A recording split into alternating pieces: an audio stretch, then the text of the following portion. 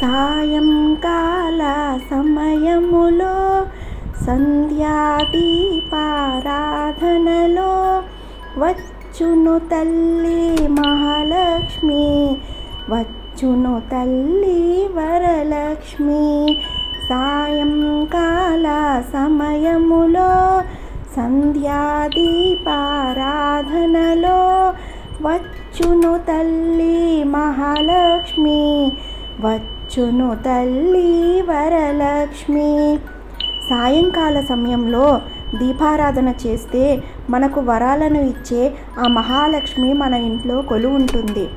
కాళ్ళకు గజ్జెలు కట్టింది, మెడలో హారం వేసింది, పిలిచిన వెంటనే పలికింది, అడిగినదంతా ఇచ్చింది.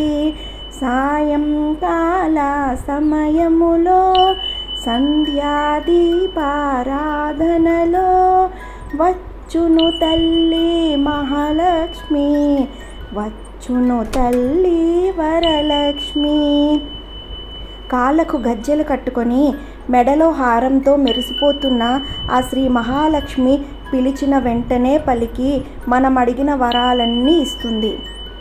ధనములనిచ్చును ధనలక్ష్మి, ధాన్యములిచ్చును ధాన్యలక్ష్మి, వరములనిచ్చును వరలక్ష్మి, సంతానమిచ్చును సంతానలక్ష్మి. సాయంకాల సమయములో సంధ్యాదీపారాధనలో వచ్చును తల్లి మహాలక్ష్మి, వచ్చును తల్లి వరలక్ష్మి. మనం ప్రముఖంగా పూజించే ఆదిలక్ష్మి ధనాన్ని ఇచ్చే ధనలక్ష్మిగా, ధాన్యాన్ని ఇచ్చే ధాన్యలక్ష్మిగా, వరాలను ఇచ్చే వరలక్ష్మిగా, సంతానాన్ని ఇచ్చే సంతానలక్ష్మిగా, ఇలా వివిధ రూపాలలో మనకు దర్శనమిచ్చి మన కొంగు బంగారమై కోరికలను తీర్చే అమృతవల్లిలా మన ఇంట కొలువుంటుంది. అందరూ చేరి రారండి, జాజులు మల్లెలు తేరండి, దేవికి అర్పణ చేయండి, దేవి రూపమును చూడండి. సాయంకాల సమయములో సంధ్యాదీపారాధనలో వచ్చును తల్లి మహాలక్ష్మి, వచ్చును తల్లి వరలక్ష్మి. మనమందరం కలిసి జాజులు మల్లెలను ఆ దేవికి సమర్పించి ఆ శ్రీనివాసుని సతీమణైన శ్రీదేవి రూపాన్ని కన్నులారా తిలకించి సేవించుకుందాం పదండి.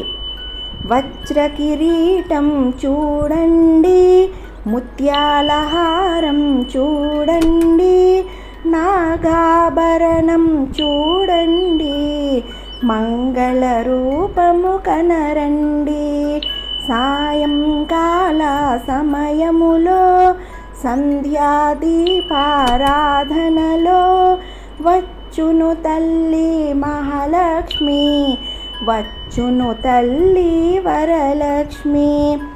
ఆమె ధరించిన వజ్ర కిరీటాన్ని, ముత్యాల హారాన్ని, నాగాభరణాన్ని, ఆ దివ్యమంగళ స్వరూపాన్ని దర్శించి ధన్యులు కండి.